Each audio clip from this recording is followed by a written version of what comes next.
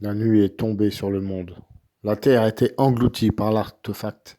Un objet impossible surgit du fond de l'espace et du temps. Il est l'objet Dieu.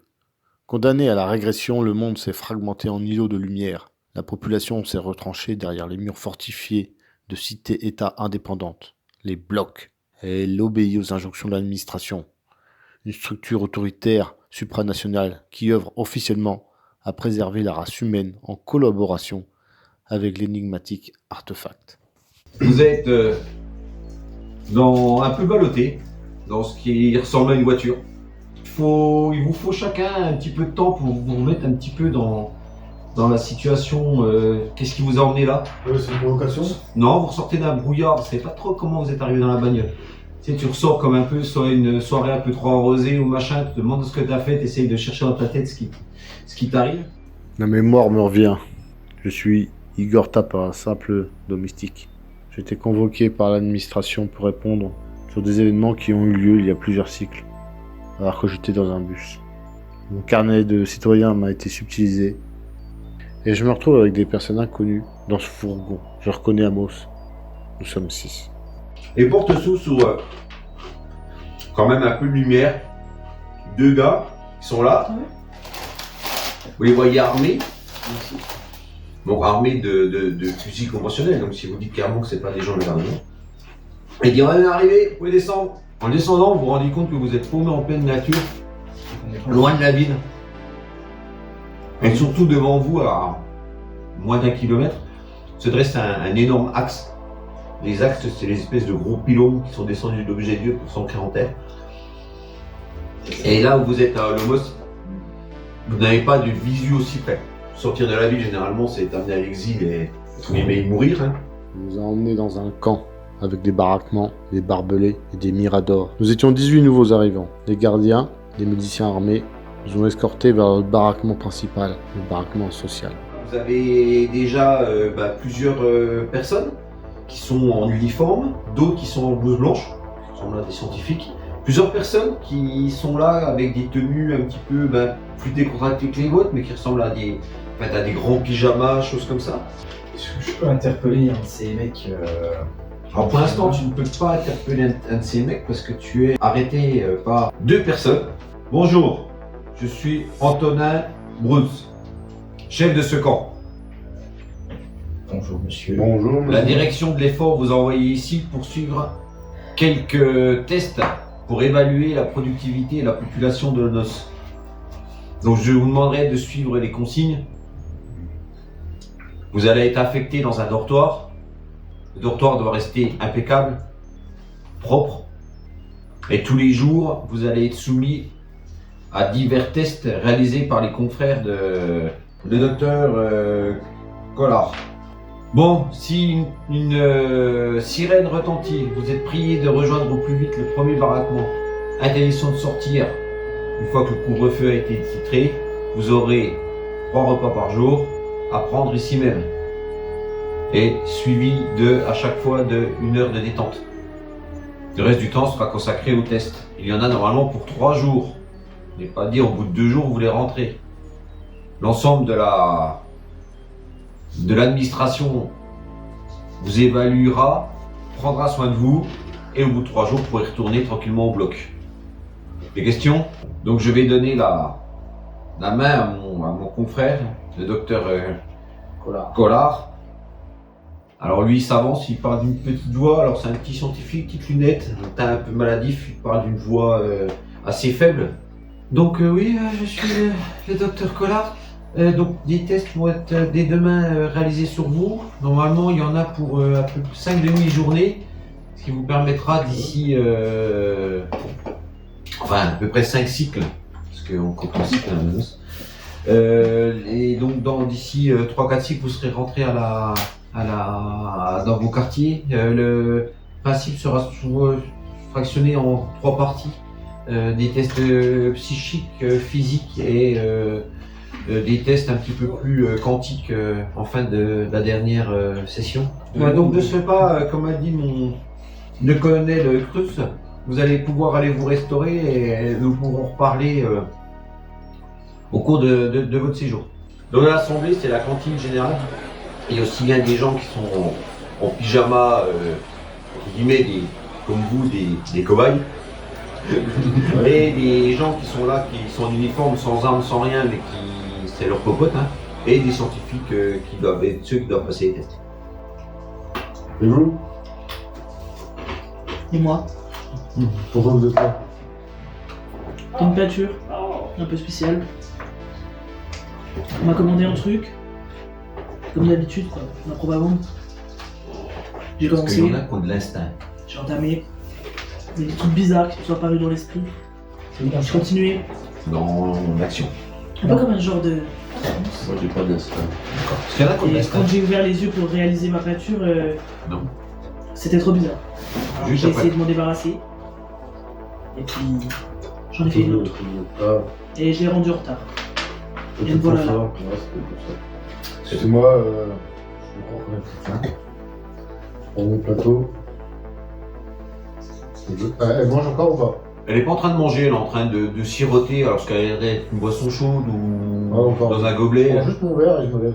Ouais. Ouais, je l'ai débarrassé, s'il vous plaît. Et je m'en vais. Je m'en vais. Eh, t'as rien vu, mon gars, t'as pas de l'instinct, t'as que dalle, tu sais pas ce C'est que toi je qui me dis que je vais débarrasser, tu vas attends, je te choque, tu te fous de ma gueule. Ouais, pardon. Prends ton plateau. On peut plus rire. Non, pas dans ce monde. Toi, Chris, tu entends parler de deux, trois scientifiques, tu les entends parler, et tu entends parler de choses un peu quantiques, avec des formules qui disent des choses, en fait. Moi je vais quand même aller parler aux scientifiques. Ouais. Puis je vais dire bonjour, c'est vous qui faites passer les tests aux gens qui viennent ici Ah, c'est des tests... Ouais, certains. Comme vous a annoncé notre directeur de projet. Mais c'est quel genre de test Ah bah vous en apprendrez plus demain, monsieur, je suis pas un gentil organisateur pour vous dire l'ensemble des choses. Nous, vous savez, on est là pour évaluer la population d'Olomos.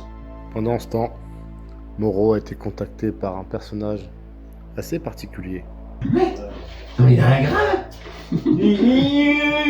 Il est pas net. Mais oui. Il n'y a que toi et moi qui sommes normaux. J'ai senti tout de suite que t'étais normal. J'ai senti dans mes tripes. Ah bon? Oui.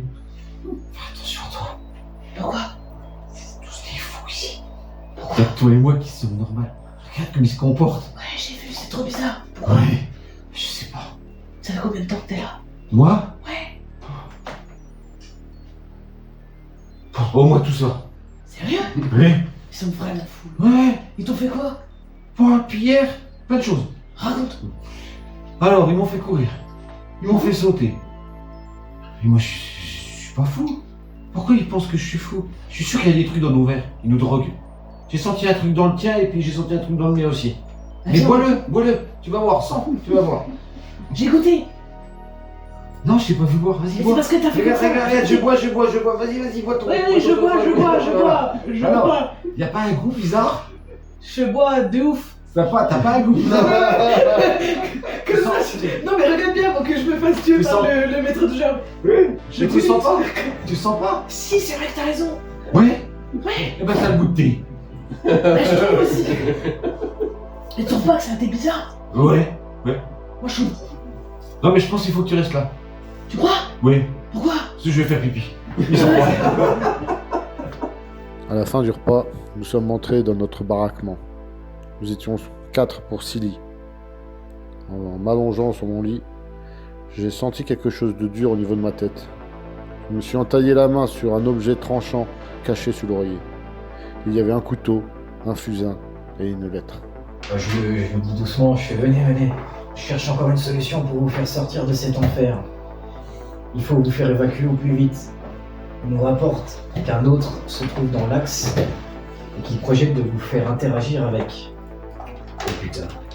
Laissez ce mot sous votre oreiller. Nous communiquerons ainsi si jamais vous avez des informations de l'intérieur.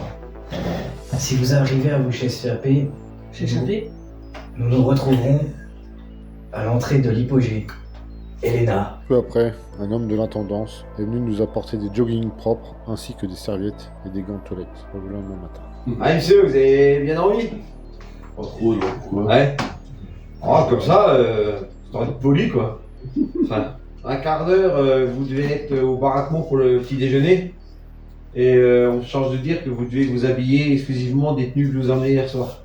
Nous avons laissé une lettre sous un oreiller pour Elena, avec comme question où est l'hypogée et comment faire pour nous y rendre. La journée a débuté par des tests physiques, courir, porter, transpirer. J'ai pu me faire exempter de tous ces exercices. Mais Amos, lui, a dû réaliser mes exercices en plus des siens.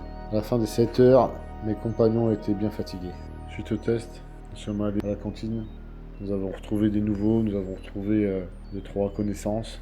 Au son des sirènes, nous avons rejoint nos baraquements. Pour nos baraquements, le premier truc que je fais, c'est voir si mes affaires sont toujours là. Tes affaires sont toujours là, les livres ont été faits. Je cours à mon oreiller. Je soulève l'oreiller Mm. pour vérifier s'il y a une lettre. Et il y a une lettre. La lettre nous indiquait l'emplacement exact de l'hypogée, entre les baraquements et l'acte. Nous devions attendre le 3e jour pour agir. Durant toute la seconde journée, nous avons eu des tests psychotechniques. Arriva le 3e jour. Vous arrivez à ce baraquement et les gens rentrent dans ce baraquement par groupe. Et à chaque fois qu'une personne, un groupe rentre, vous voyez à la fenêtre de la lumière qui devient de plus en plus intense et qui disparaît. Et voilà. Et le groupe ne ressort pas, par là. ressortir. Tu vois personne ressortir. Il n'y a pour pas de camion qui arrive à côté. Non. Le test de la lumière. Nous étions en file indienne. Quelqu'un a changé, modifié l'ordre de notre placement. Nous étions au dernier. Il y a eu un groupe de 3 personnes qui ont été déplacées derrière nous. Nous sommes rentrés dans ce baraquement. Monsieur Amos, amenez vos asseoir le temps qu'on donne un calmant et que ce monsieur qui est à moitié cynique voit que ce n'est rien. Asseyez-vous, je vous en prie. C'est sans danger, votre truc? Mais oui, c'est sans danger, vous inquiétez pas. Ça m'a l'air un peu vénère comme. Mais non, vous inquiétez pas. Glisse dessus. Asseyez-vous, s'il vous plaît. Tu vois que le commandant commence un peu à s'impatienter. Ouais, je m'assieds. T'assieds, ils te mettent la main, vous ne bougez pas, s'il vous plaît. Il règle le truc que quand il était déjà bien chaud, d'un seul coup, t'as un flash de lumière, il a frappé la main. Toi, ça te fait une sensation un peu de chaleur, quelque chose. Voilà, c'est fini. Vous pouvez prendre place au bout de la salle. Et je suis encore quelque chose dans la mer ou c'est. Absolument rien. Nous sommes tous passés sains et saufs au test de lumière. Et là, vous avez le groupe suivant qui arrive, les 3 derniers qui avaient été faits. Le premier s'assoit sur sa chaise, tend la main, pareil, un flux de lumière passe, et vous entendez hurler. Hurle, ça hurle. Et quand vous retournez, après avoir vu le flash lumineux dans lequel vous étiez un peu écarté pour ne pas voir, vous voyez la main de la personne qui commence à se déformer. Les griffes commencent à apparaître au niveau de la main. La structure même de son avant-bras commence à gonfler, des espèces de pustules ou des groupes de musculaires apparaissent en plus. Commence à hurler, sa tête se déforme, sa mâchoire s'ouvre en grand Ça se transforme en autre. et commence à se transformer en autre et l'ensemble de la communauté scientifique commence à paniquer. Nous avons profité de la confusion générale entre les scientifiques, les miliciens et l'autre pour utiliser la sortie de secours et nous diriger en courant vers l'hypogée. Là-bas, nous avons rencontré Elena qui nous a escortés jusque dans différents dédales, différents couloirs. Nous y avons rencontré une autre créature qu'Elena a pu neutraliser. À la fin de cette course effrénée, nous sommes arrivés devant une porte et face à quelqu'un que nous avions déjà vu, quelqu'un de l'administration.